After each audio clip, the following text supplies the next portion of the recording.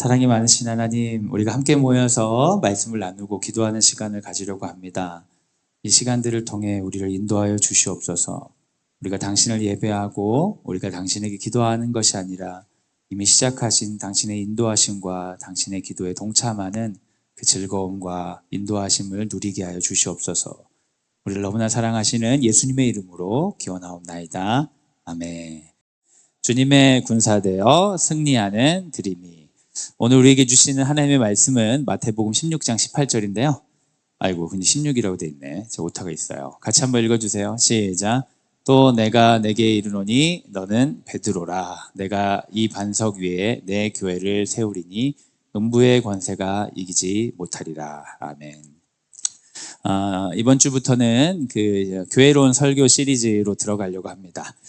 이제 진작 준비는 했었는데 계속 일정이 안 맞아가지고 이제 거의 학기 말에 시작하게 됐네요. 제목 한번 읽어주세요. 시작.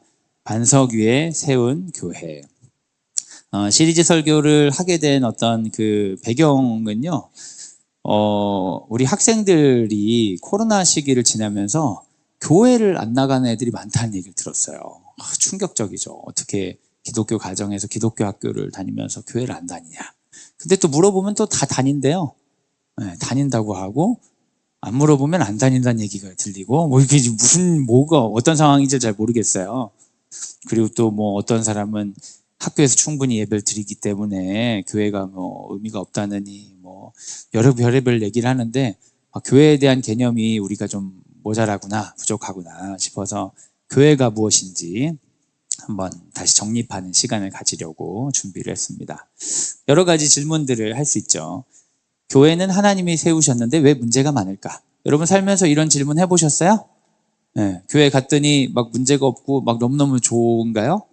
어렸을 때부터 교회 다닌 사람은 원래 문제 많은 걸 알았고, 나이 들어서 예수님 믿고 들어간 사람은 문제 없는 줄 알았는데 알고 보니 문제 많더라, 이렇게 느끼게 되는 경우가 많죠. 하나님이 세우셨다고 하는데 왜 그럴까? 이런 질문들을 당연히 하게 됩니다. 그리고 이런 거죠. 교회는 꼭 다녀야 할까? 근데 이런 질문은 사실 저는 어렸을 때는 잘 못했던 것 같아요. 제가 어렸을 적에 다니는 교회는 다닐 거면 매주 다니고 안 다닐 건 말고, 이런 느낌이지, 나는 기독교인이라고 얘기하면서 뭐 한 번씩 가고 뭐 명절에 한 번 가듯이 뭐 크리스마스 한 번 가고 이런 느낌의 교인은 많지는 않았던 것 같아요. 그건 이제 서양 문화인데, 우리나라가 기독교가 역사가 꽤 되면서 기독교적인 문화 안에서 자기가 기독교인이라고 고백하면서도 교회를 안 다니는 사람들이 좀 이렇게 늘어나는 것 같아요. 우리가 상당히 기독교 역사가 어느 정도 돼서 그런 것 같아요. 이런 질문은 많이 하진 않았던 것 같아요. 교회가 무엇인지 배운 적이 있는가? 여러분 교회가 무엇인지 배운 적이 있으세요? 교회 다니시면서? 네, 그런 것도 같고 아닌 것도 같고, 그렇죠? 교회가 새롭게 되기 위한 방법은 무엇인가? 교회가 뭐 변화되어야 된다 이런다고 했을 때 어떠한 기준으로 어떤 방식으로 바뀌어야 되는가? 수많은 사람이 교회 개혁을 외치고 있고 교회 방향성을 제시하고 있지만, 잘 들어보면 우리 교회만 최고고 남의 교회는 다 타락했다, 약간 이런 식인 경우들도 꽤 있거든요. 그래서 이런 것들을 우리가 다른 신학이나 다른 지식이 아니라 성경을 중심으로 한번 정리를 해보면 좋겠다. 그래서 교회론 시리즈 설교를 한번 해보려고 합니다. 우선 교회에 관해서 얘기하기 전에 요즘은 이런 조사가 없어서 굉장히 옛날 자료예요. 2016년 자료인데, 근데 뭐 지금이랑 별 차이 없지 않을까, 이런 제 마음의 생각으로 교회 나오는 이유에 관해서 어떤 분이 논문에서 조사한 건데요. 이 교회를 다니는 이유는 무엇입니까? 1위는 가까워서래요. 그 교회가 가까워서 다닌대요. 여러분 교회 가까워서 다니시는 분 많죠? 그 이사 가면 교회 옮기시잖아요. 너무 멀어가지고. 이사 갔는데도 멀리 교회 다니는 분들 있으세요? 제가 그 영락교회 교인 중에 제주도에서 다니는 분을 알고 있어요. 네. 상당하죠? 교회에 대한 사랑이 엄청난 거야. 제가 아는 분 중에 그분이 제일 극단적이고, 우리 거룩한 빛 광성교회 다니는 분 중에 강원도에서 다니시는 분도 있어요. 그러니까 이 교회를 사랑하는 마음으로 이렇게 가시는 분들이 있지만, 대부분은 집이 멀면 교회로 옮기더라. 집과의 거리가 중요하고, 그리고 이제 두 번째는 목사님 설교가 너무 중요하다는 거예요. 제가 이제 목사로서 마음이 너무너무 불편하죠. 예, 제가 그 교회를 안 하는 게 얼마나 다행인지. 제가 교회에서 목회하면 이제 성도님이 안 오시면은 이사 갔을 거야. 이렇게 생각하지 않으면 다 내 탓이구나. 이런 느낌이 들 것 같아요. 너무 부담스럽죠. 예. 목사님의 설교가. 그리고 예배 분위기 이런 거 되게 중요하다. 이 교회는 찬양이 좀 다른다든지 여기 우리 총회할 때 한소망 교회 가보니까 한소망 교회는 지미집이 설치되어 있더라고요. 그 촬영할 때 이렇게 카메라 위에서 찍는 그러면 그걸 딱 찍잖아요. 찬양할 때 그 화면에 나오는 그 이제 뷰가 너무 좋은 거예요. 와, 분위기 좋은데 이런 것도 그렇죠? 여러분 이제 큰 교회들 좀 이렇게 선호하시는 분들은 작은 교회는 좀 분위기가 좀 그런 것도 있잖아요. 그래서 집과의 거리, 목사님 설교, 예배 분위기. 그럼 주로 어느 교회 많이 가겠어요? 집 주변에 있는 큰 교회 많이 다니게 되죠. 그래서 이사 가면 뭐부터 봐요? 우리 주변에 어떤 큰 교회가 있나 이렇게 많이 보게 되는 거죠.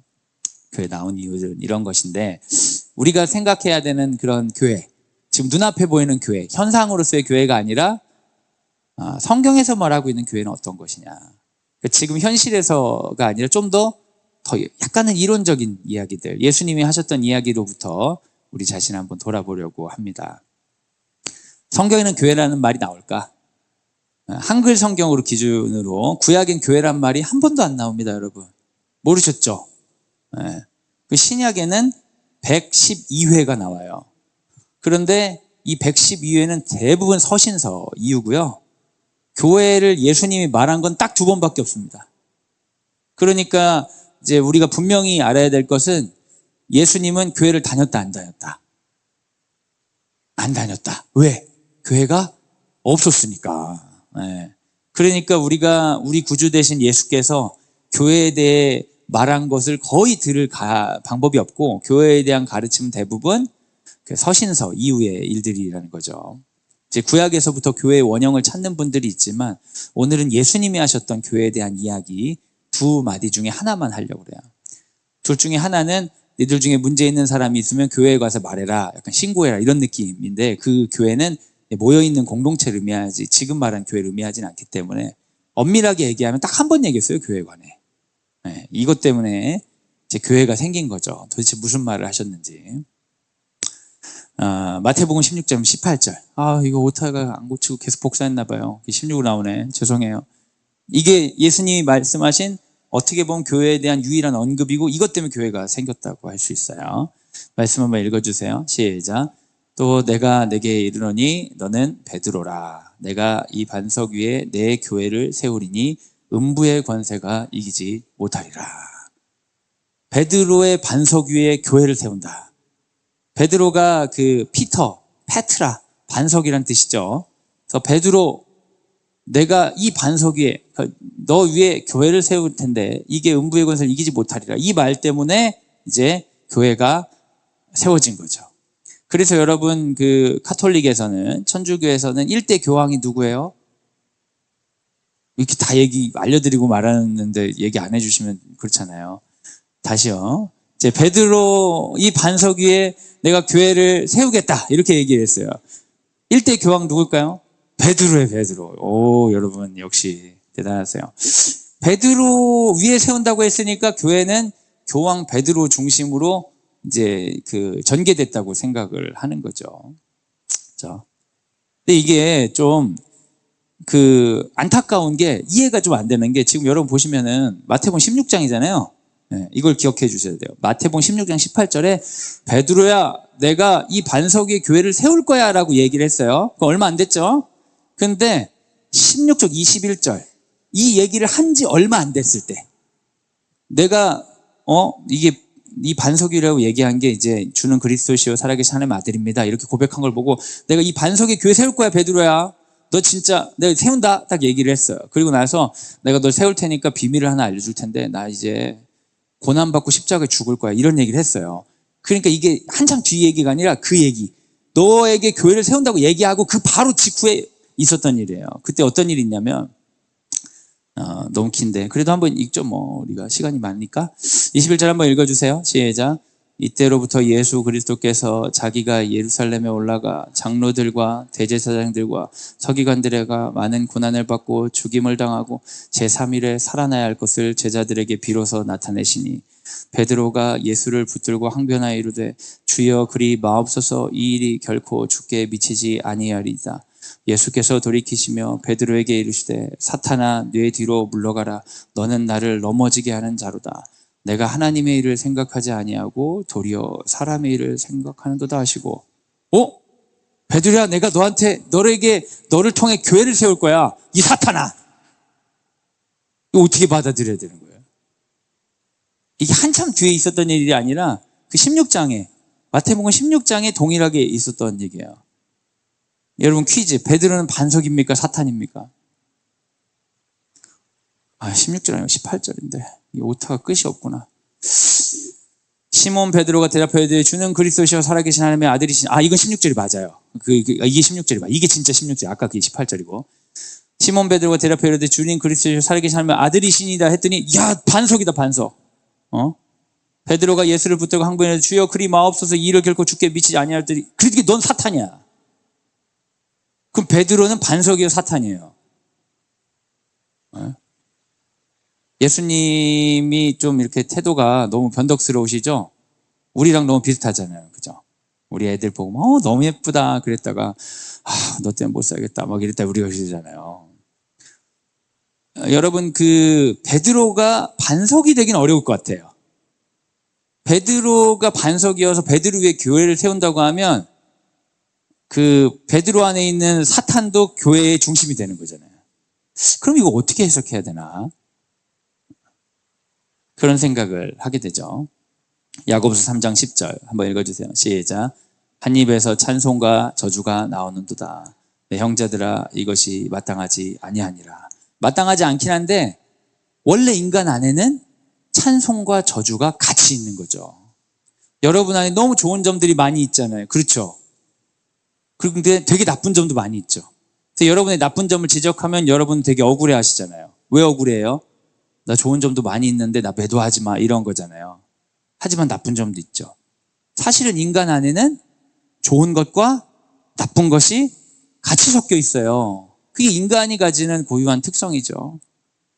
로마서에는 이런 표현도 있어요. 로마서 7장 21절 같이 한번 읽어주세요. 시작.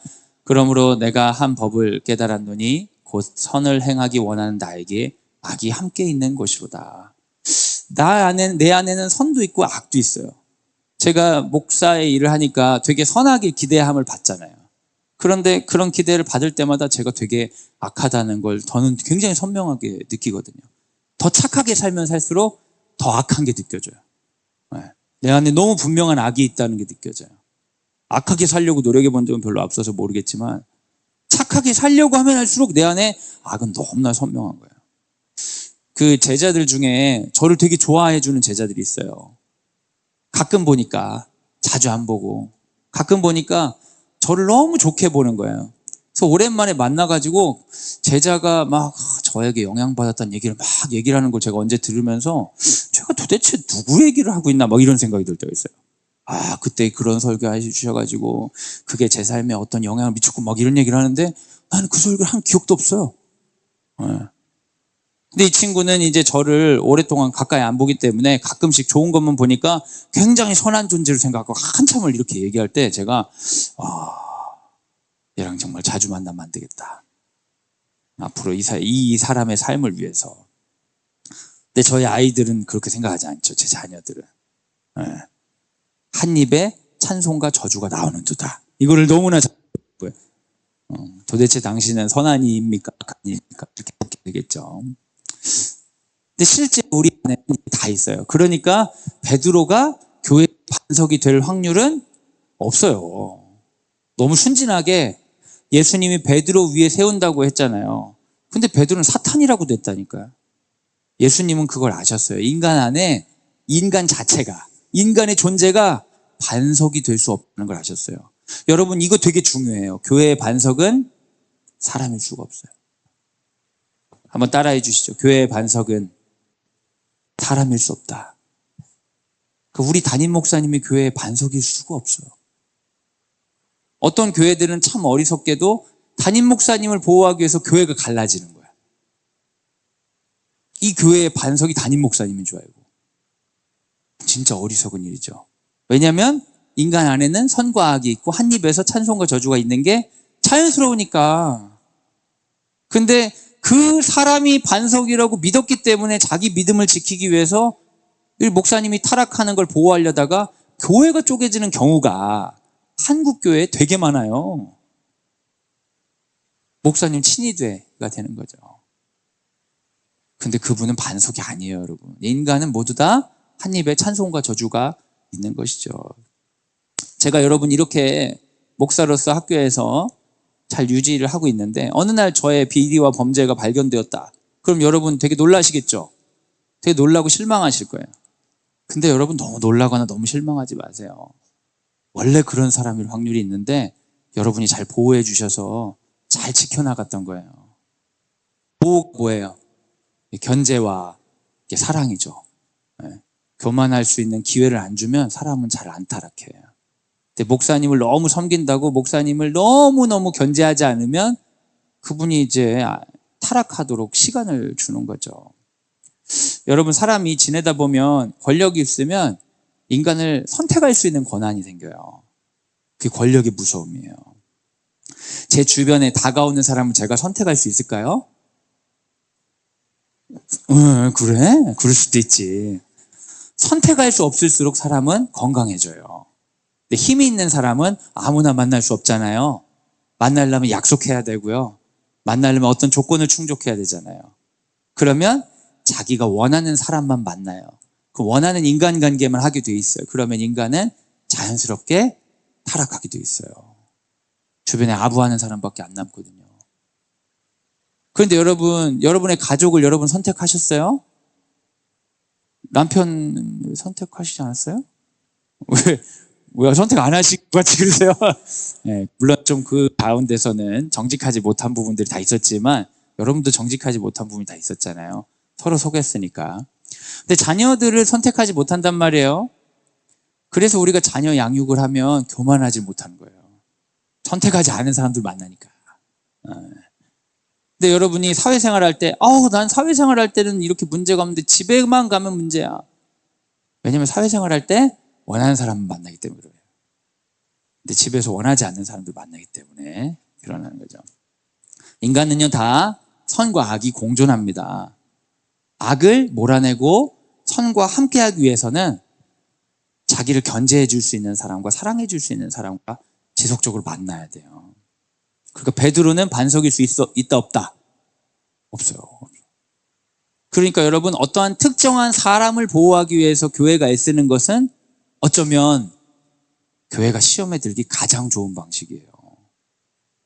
그걸 굉장히 잘 기억해 주셔야 돼요. 많은 교회들이 그것 때문에 무너지고 있어요.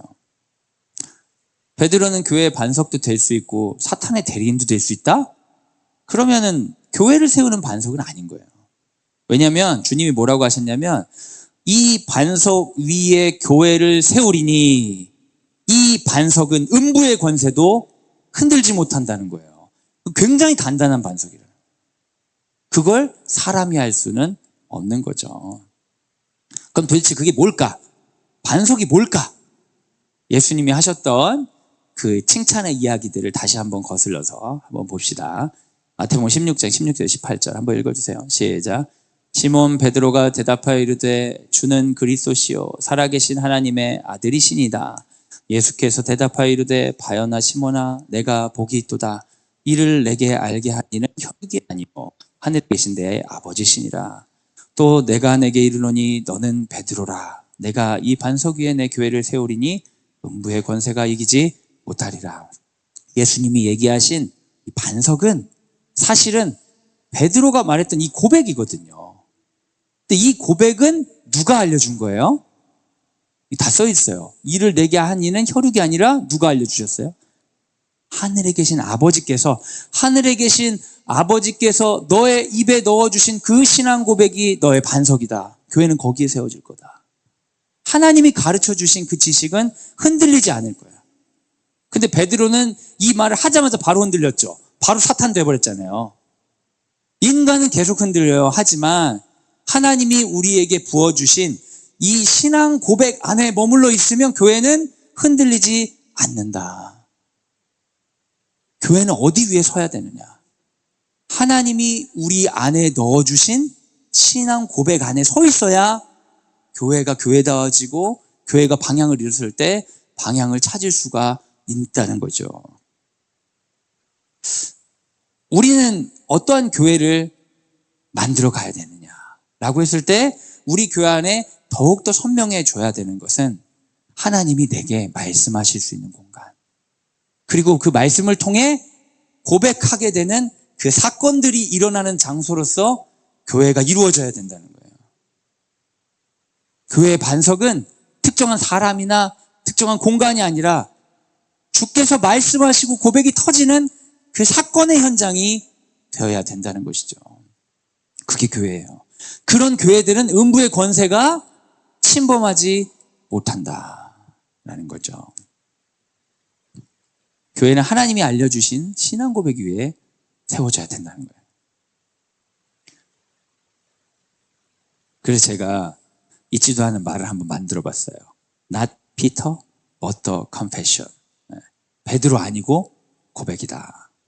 사람 아니고 고백이다. 그리고 이 고백은 내가 한 고백 아니라 하나님이 주신 고백이다. 배워서 하는 고백 아니라 하나님이 주신 고백이에요. 터져나오는 고백을 하는 곳이 교회여야 된다.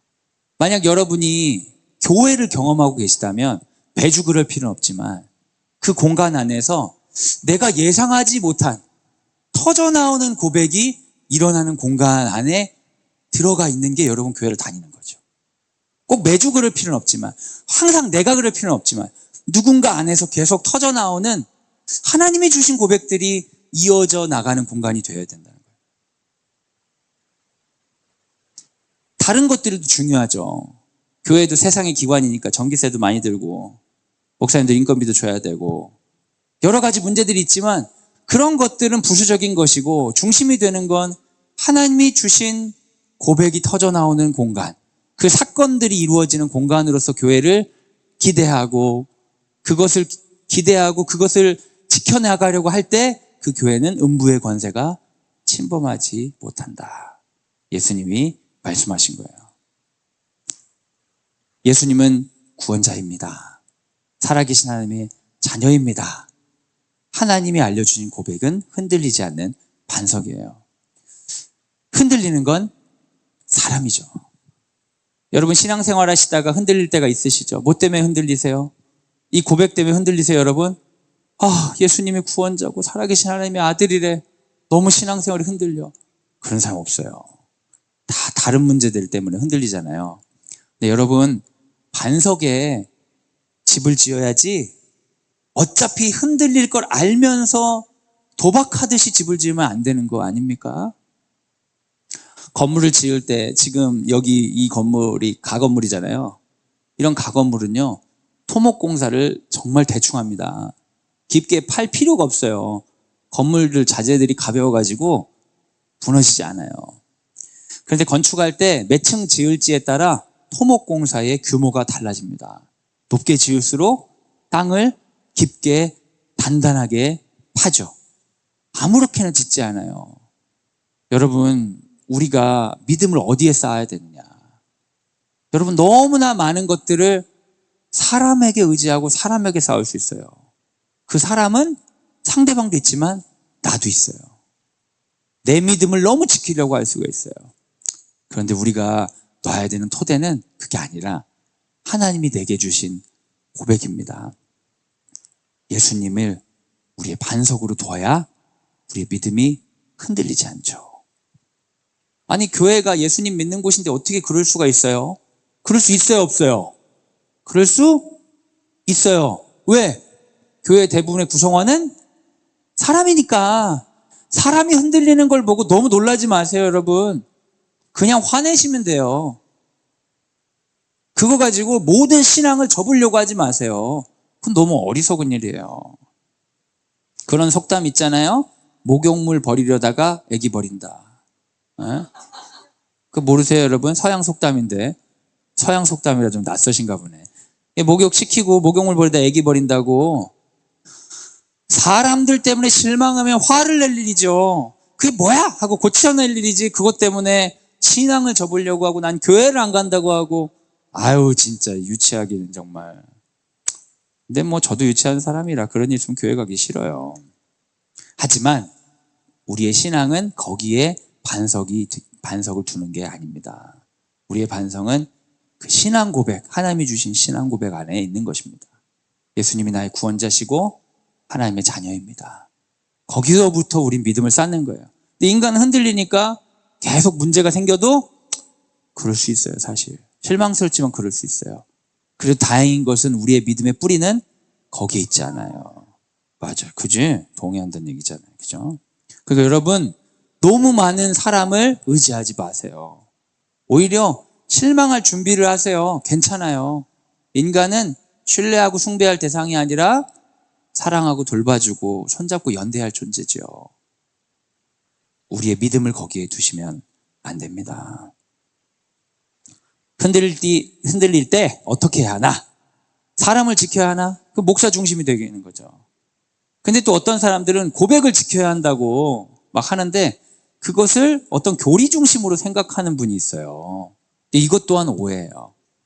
우리 교단의 교리는 이건데 이 교리를 지키지 못하면 진리를 못 지키는 거니까 막 이런 식으로 하시는 분들이 있어요. 사람에게 너무 실망해가지고 어떤 특정한 사상을 붙들고 가려고 하는 경우가 있어요. 근데 그 자체가 고백이 아니에요. 여러분, 고백하고 통제를 구분하셔야 돼요. 여러분, 연애하실 때 연락이 좀 이렇게 많이 왔으면 그런 걸 확인하고 싶어 하는 그런 분들 많이 있잖아요. 그래서 그것 때문에 참 많이 싸워요, 젊은이들이. 왜 이렇게 연락을 안 하냐. 그럼 나는 연락을 했다. 도대체 뭘 했냐.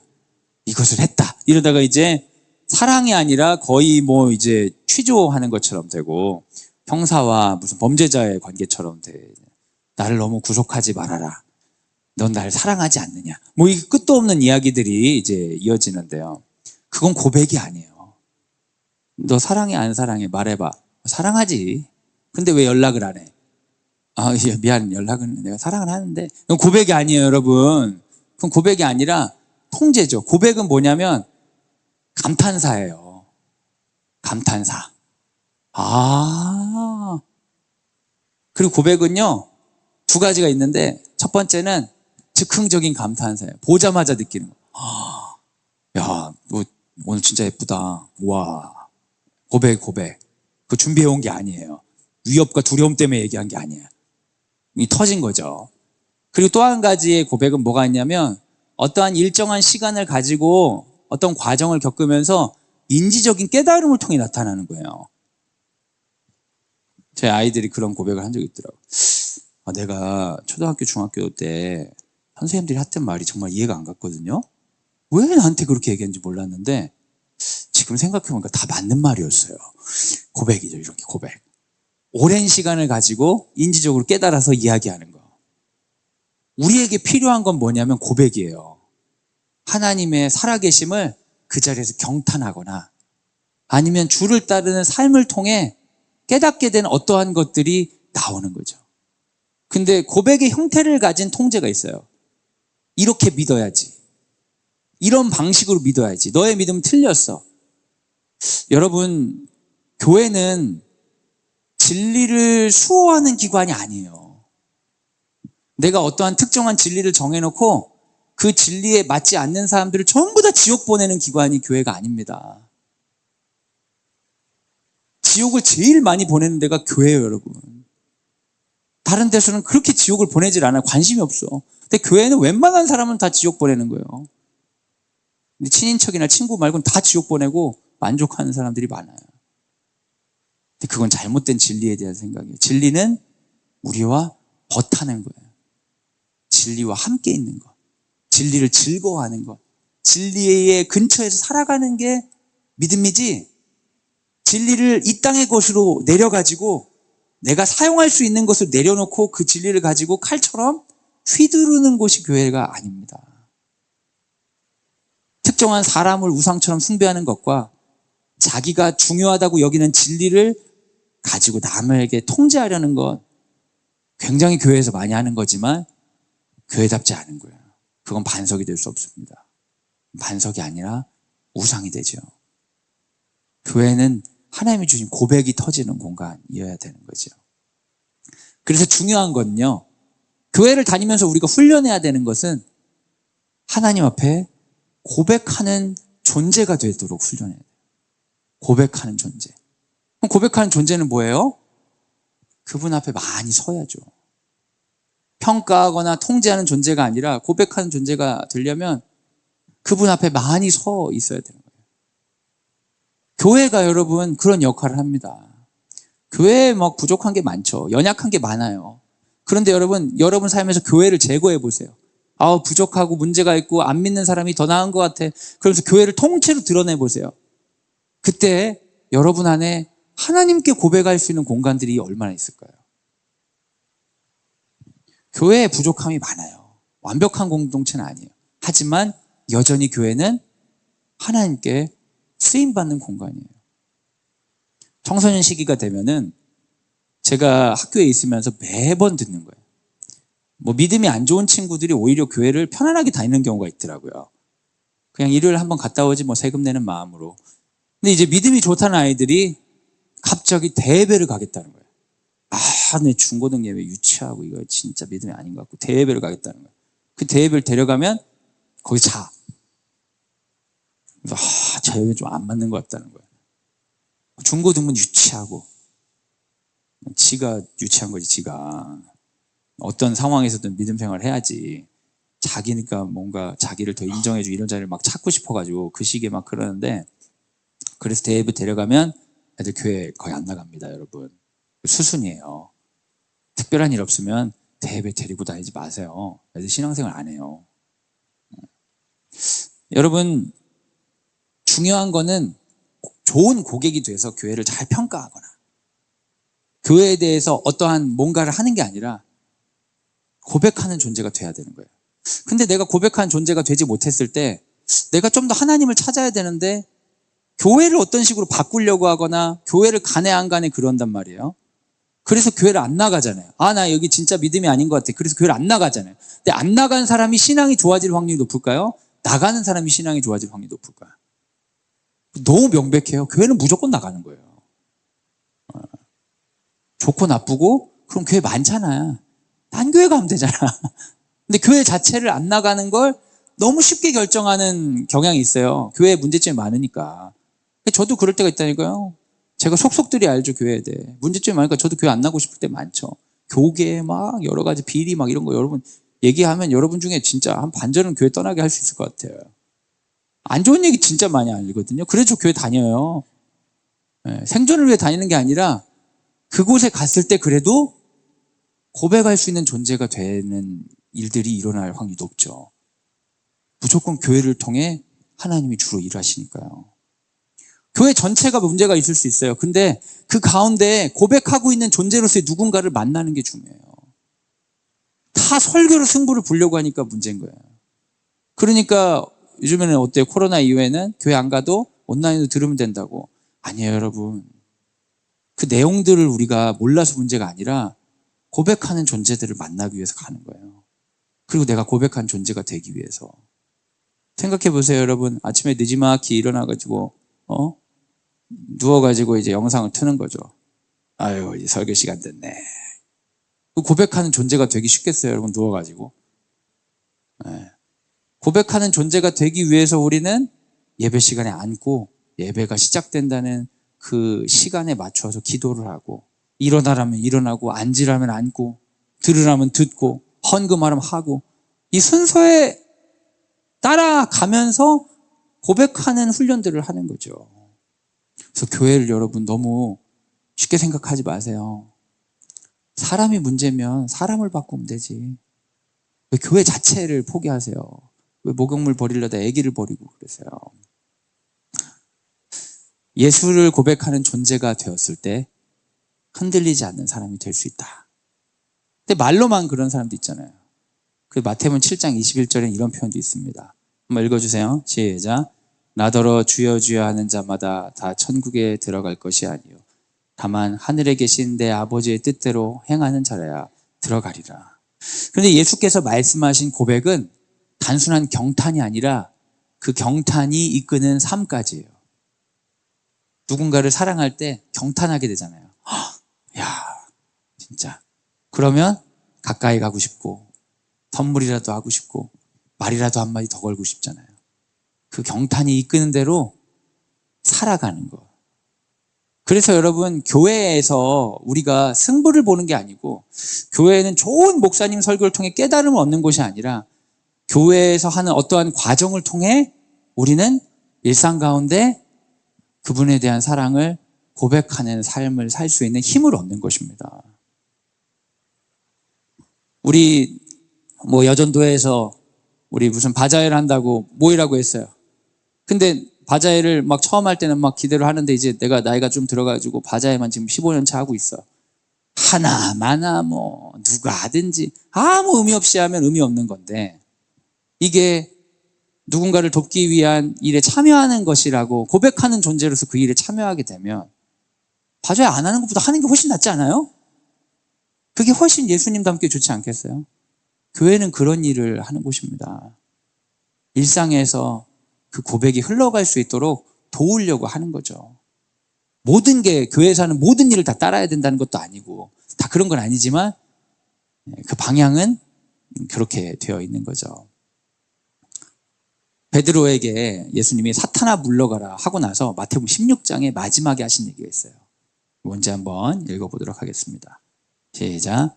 이에 예수께서 제자들에게 이르시되 누구든지 나를 따라오려거든 자기를 부인하고 자기 십자가 지고 나를 따를 것이니라. 사실은 마태복음 16장의 결론이에요. 마태복음 16장은 그 베드로의 신앙 고백으로 유명한 장인데, 핵심은 베드로의 신앙 고백이 아니라 그 신앙 고백이 연결된 곳이 여기라는 거예요. 예수님이 고백을 듣고 그렇게 얘기하셨죠. 야, 이 고백은 하나님이 주신 거야. 이 고백이 교회를 세울 거야. 그리고 나 이제 십자가 진다? 그러니까 베드로가 십자가 지지 마세요. 그러면 안 되잖아요. 그러니까 이 사탄아 물러나라. 말만 하고 진짜가 아니잖아. 그러면서 결론적으로 얘기하는 거. 네가 그렇게 고백한 것처럼 낯선 존재에게 이끌린 사람처럼 살아가라. 그게 제자 되는 삶이다. 너무 너답게 살아가지 말고 말만 낯선이처럼 그렇게 하고 삶은 니대로 살지 말고 낯선 존재를 만난 것처럼 말한 대로 살아가라. 그게 교회다. 예수님께서 말씀하신 거죠. 제가 요즘에 노래를 안 들어가지고 업데이트가 안 되고 그래서 맨날 제 시대에 머물러 있는데 몇 번 제가 불러드린 적이 있는 윤종신 씨의 환생. 네. 환생. 새로운 태어남이잖아요. 가사도 지금 생각이 잘 안 나는데 다시 태어난 것 같아요. 다시 태어나서 내 모든 게 다 달라졌어요. 왜 박수를 치세요? 한 번도 박수 치는 사람 본 적이 없는데. 여기에 중요한 가사는, 제가 보기엔 중요한 가사는 이거예요. 우리 엄마가 제일 놀라요. 이 부분이 제일 중요해요.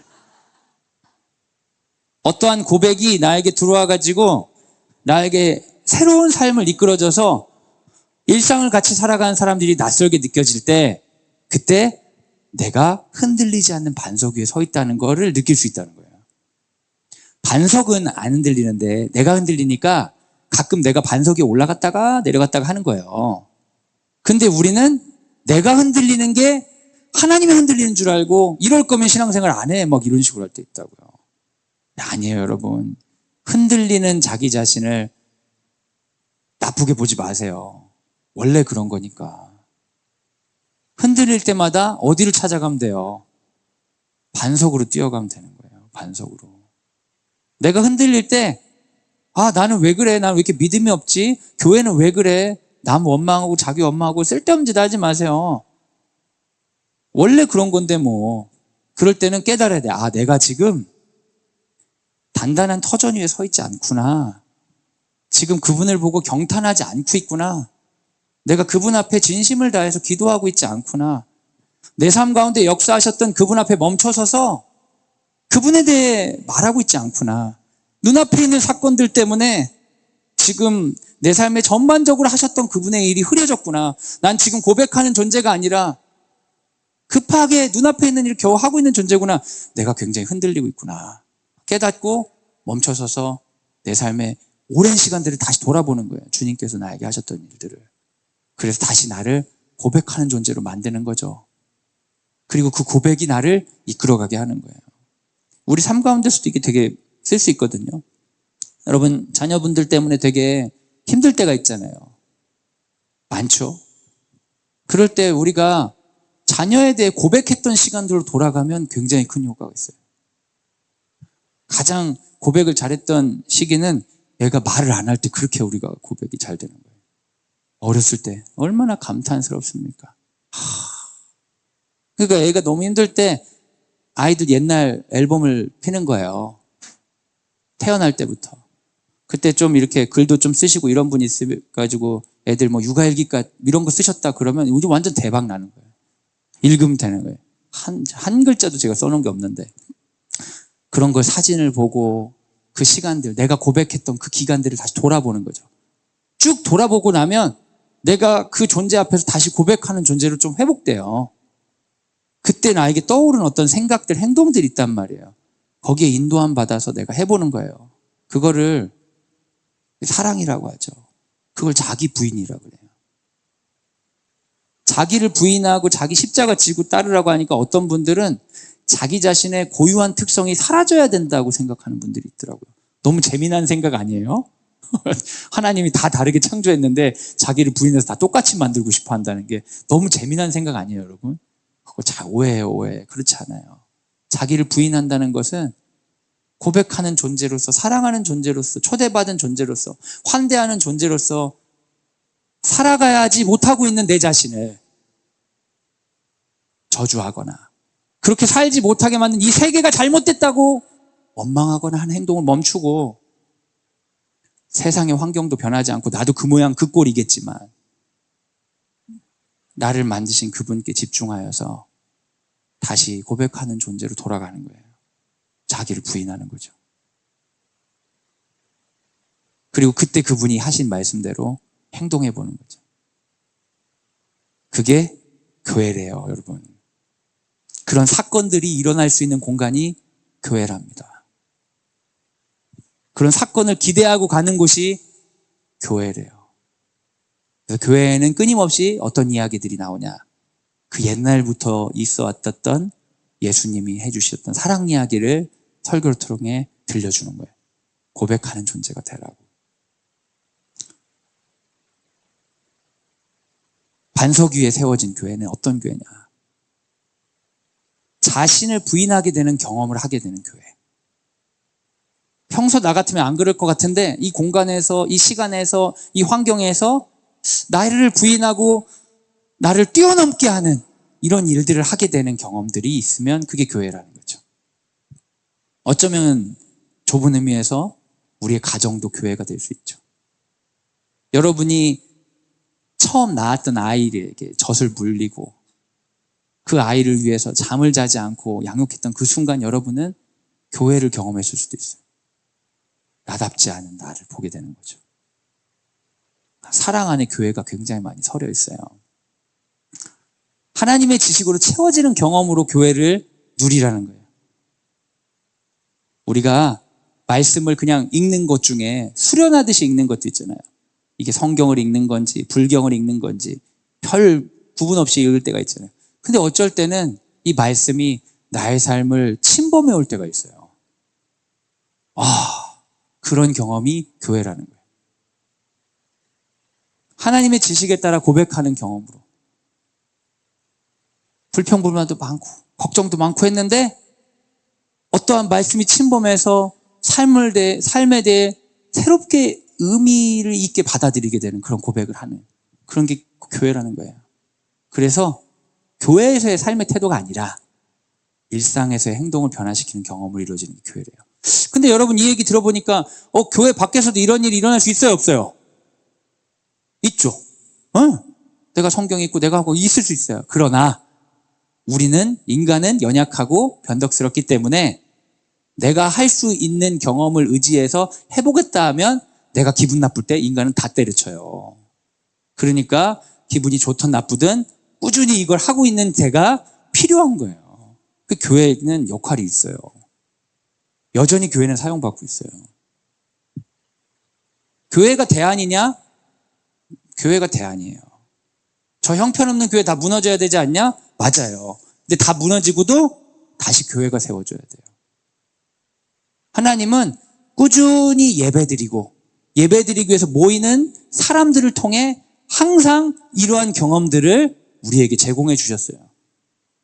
그러니까 교회는 완벽한 공동체가 아니지만 우리가 일상 가운데 주를 따르기 위해서 반드시 필요한 기관이다. 예수님이 만드신 기관이다. 그 형태가 우리 눈에 보이는 그런 건물로서 교회가 아닐 수는 있겠지만 교회라는 이름의 모임들, 지속적으로 예배를 드리고 하나님을 위해서 모이는 그 모임들 자체는 여전히 하나님이 사용하신다. 그래서 여러분 너무 쉽게 그 무교회주의를 주창하시면 안 됩니다. 교회 안 다니면 신앙이 더 좋아질 거야. 그런 분 별로 없어요, 여러분. 교회 안 다니셔서 신앙 더 좋아지시는 분 거의 없다고요. 말은 좋지. 제가 목사니까 제가 그래도 신앙이 괜찮은 편 아니겠습니까, 여러분? 그죠? 저 교회 안 다니잖아요. 예배 안 드립니다.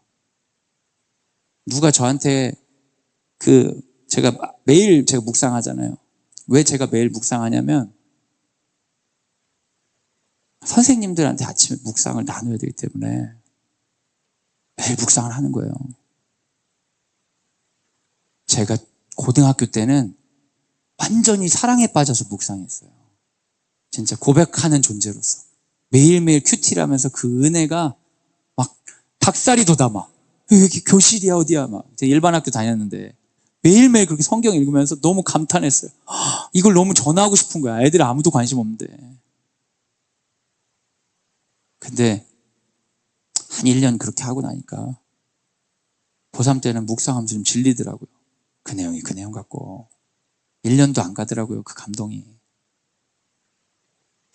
근데 이제 제가 드림학교 와가지고 매일매일 묵상을 선생님들과 나눠야 되니까 어차피 나누는 거 선생님들한테 제가 설교하진 않거든요. 아침에 선생님들 나누시죠 하고 끝날 때 제가 잠깐 해석하고 끝내요. 근데 처음에 왔는데 저 전에 교목은 매일매일 설교를 하셨더라고요. 제가 그건 진짜 못하겠다 싶어가지고 선생님들 나누시라고. 여러분 각자 나눌 수 있다고 하나님 우리 모두에게 말씀하신다고 이러면서 나누시라고 하고 끝날 때쯤 한 1, 2분 잠깐 요약하고 기도가 끝났어요.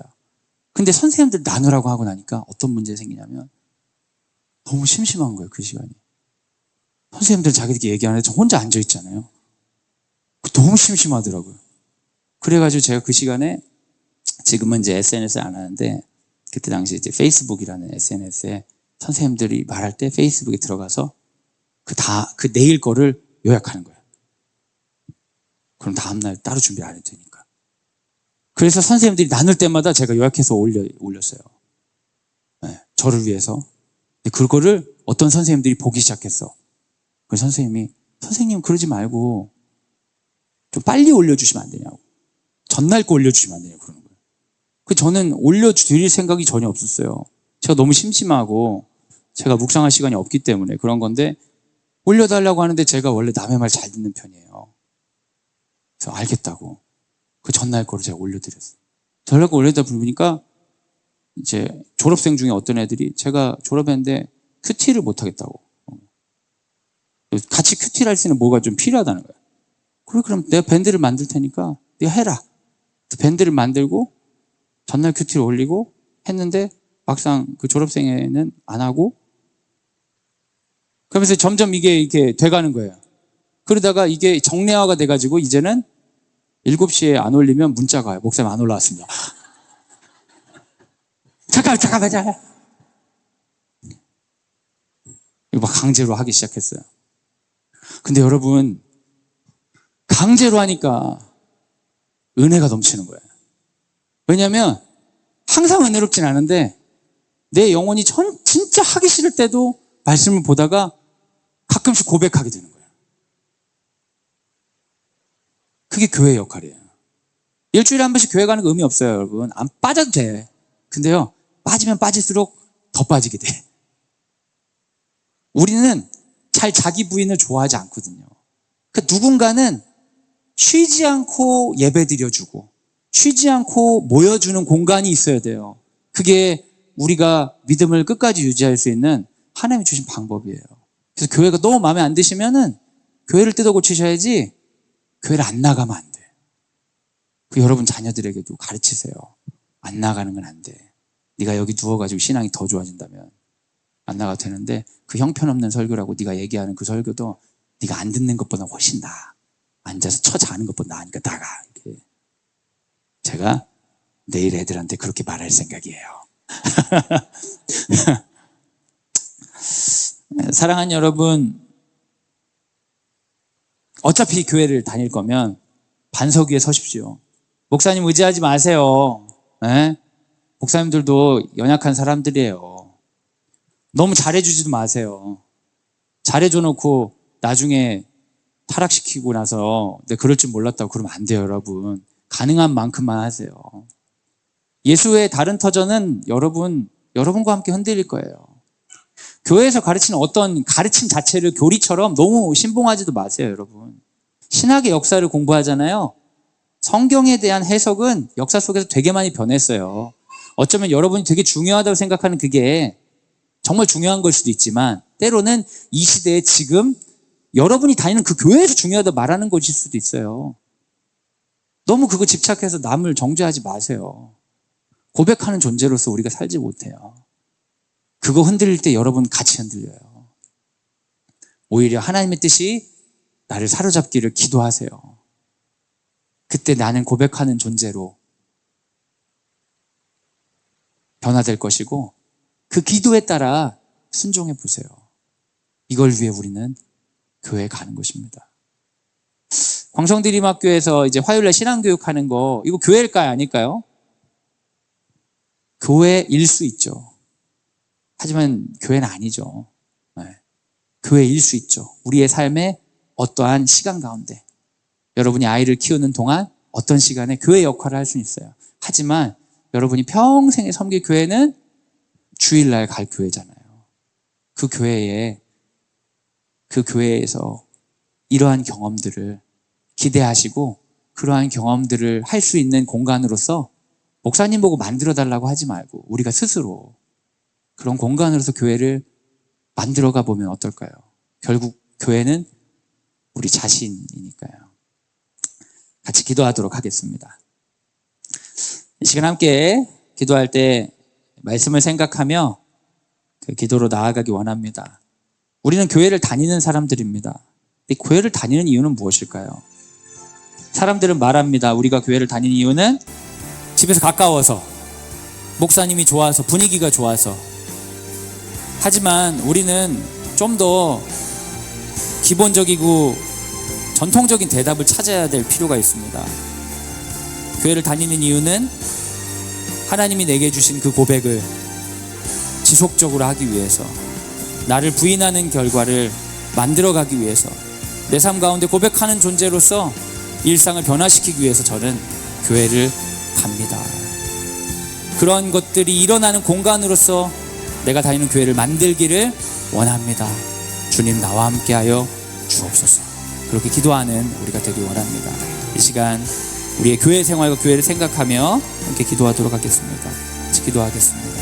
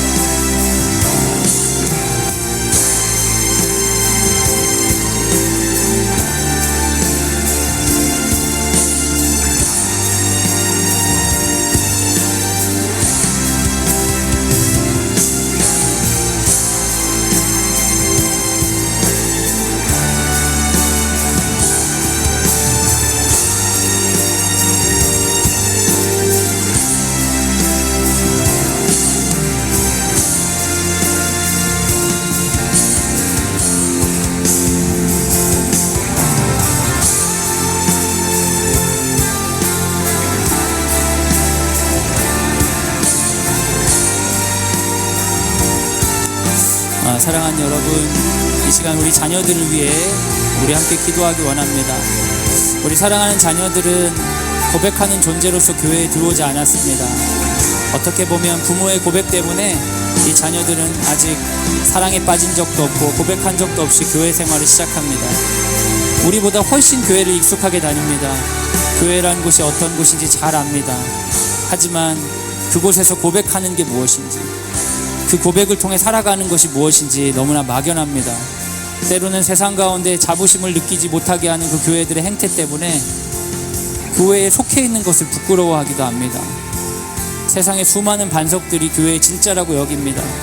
참 반석 대신 예수 그리스도를 우리 사랑하는 자녀들이 경험하지 못했습니다. 이 시간 우리가 함께 기도할 때, 주님, 우리 사랑하는 자녀들이 매주 교회에서 좋은 경험을 할 수는 없겠지만 그 꾸준한 경험을 통해 예수 그리스도를 반석으로 만나게 하여 주시옵소서. 하나님이 그 입에 고백을 넣어주셔서 주는 그리스도시요 살아계신 하나님의 자녀입니다라고 고백하는 일이 있게 하여 주옵소서. 그래서 그 고백으로 말미암아 자기를 부인하고 자기 십자가를 지고 사랑을 시도할 수 있는 존재로 거듭나게 하여 주옵소서. 우리 사랑하는 우리 자녀들을 축복하면서 자녀들의 교회 생활 가운데 성령의 충만함을 주시길 구하면서 이 시간 함께 기도하도록 하겠습니다. 함께 기도하겠습니다.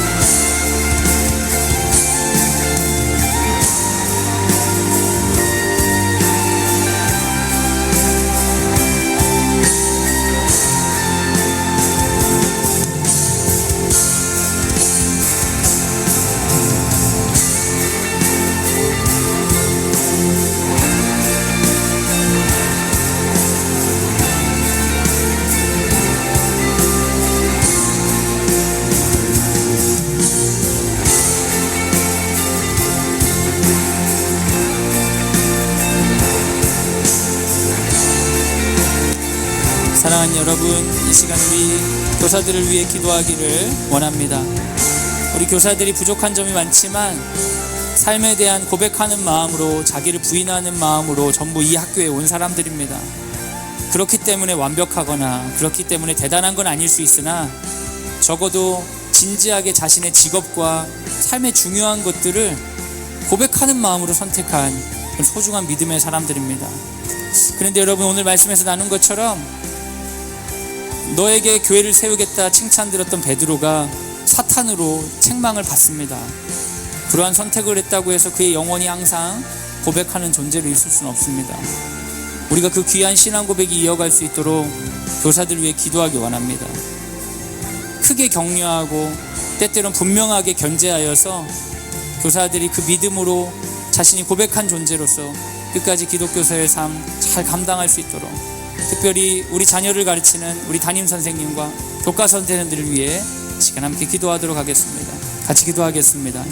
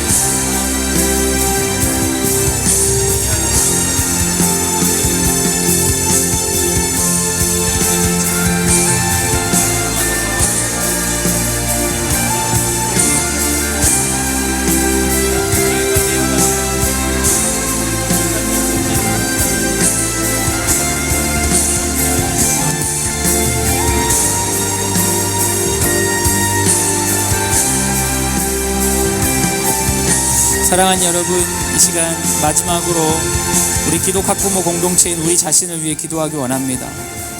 광성드림학교는 세상에서 이야기하면 극소수의 학교입니다. 이런 학교를 선택할 때에 여러분 가운데 많은 기도와 많은 생각들이 있었을 것입니다. 하나님에 대한 사랑, 그리고 하나님에 대한 기대가 이러한 것들이 이끌었을 것이에요. 하지만 우리는 흔들리는 존재입니다. 대다수가 이 길을 가지 않는데 항상 고백하는 마음을 어떻게 지키겠습니까? 내가 사랑하는 일을 모든 사람이 문제가 있는 사람이라고 말할 때, 잘못됐다고 이야기할 때 우리 가운데 있는 사랑의 확신이 흔들리는 것처럼 다수가 가지 않는 이 길에서 우리 흔들릴 수밖에 없습니다. 우리는 서로에게 교회 같은 존재가 되어야 됩니다. 고백하는 존재로서 살아있을 수 있도록 기독 학부모 운동이 일어나야 되고, 기독 학부모 교실, 아버지 학교를 비롯한 지속적인 만남과 기도, 화요 학부모 신앙교육과 같은 이 만남의 자리들이 있어야 됩니다. 이곳에 사람이 꼭 많이 나와야 되는 것도 아니고 안 나와도 상관도 없습니다. 하지만 이런 것들이 계속 이루어져야 됩니다. 그래야지 우리가 우리의 신앙 고백을 가지고 이 여정을 마칠 수 있기 때문입니다.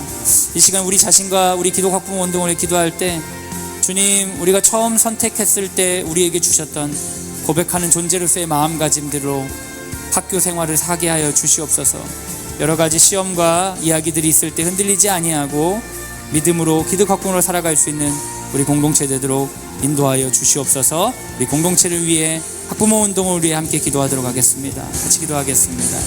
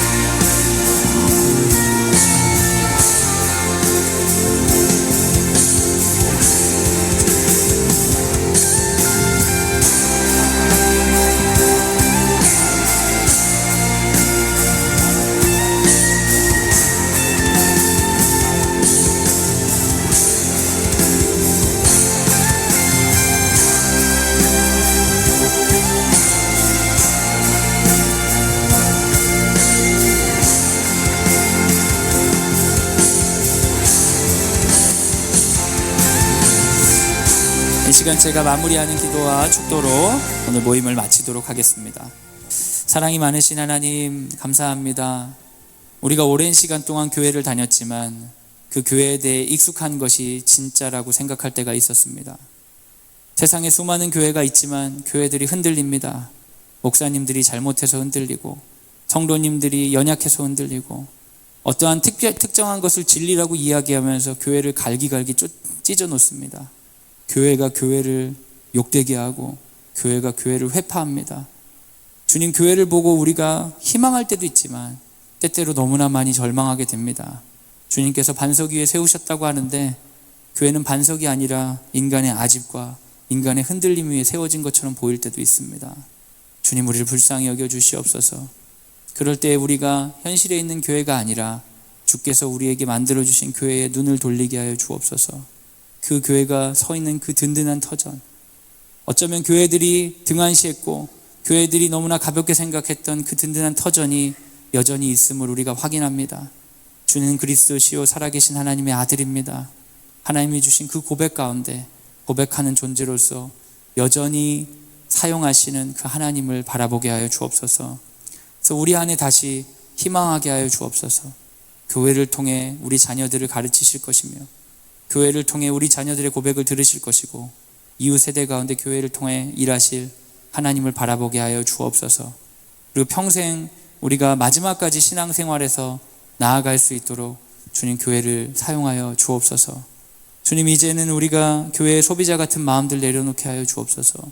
우리가 교회라는 것을 깨닫고 우리가 그와 같이 고백하고 그와 같이 살아갈 수 있음을 고백하며 교회의 하나의 주체로서 살아갈 수 있도록 힘을 더하여 주시옵소서. 특별히 사랑하는 자녀들을 위해 기도합니다. 자녀들에게 가장 좋은 것을 주고 싶은 마음으로 교회에 보냅니다. 그러나 주님, 우리 자녀들은 아직 사랑에 빠지지 않은 존재들입니다. 고백하는 존재로서 교회를 받아들이고 살아가는 것보다 교회의 연약함들만 잔뜩 배우고 있습니다. 주님, 우려됩니다. 정말 좋은 것 때문에 이 연약함들을 참아내는 것인데 이 연약한 것이 전부인 것으로 알고 교회를 떠나는 아이들이 생깁니다. 주님, 불쌍히 여겨주셔서 반드시 만나주시고 예수 그리스도의 든든한 터전 위에 살아갈 수 있도록 힘을 더하여 주옵소서. 우리 아들과 딸들에게 주의 은혜와 사랑을 충만하게 더해 주시옵소서.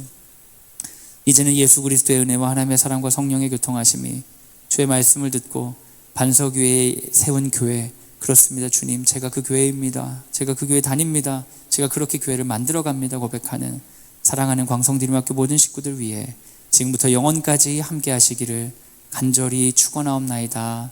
아멘. 하나님께 영광의 박수를 올려드리겠습니다.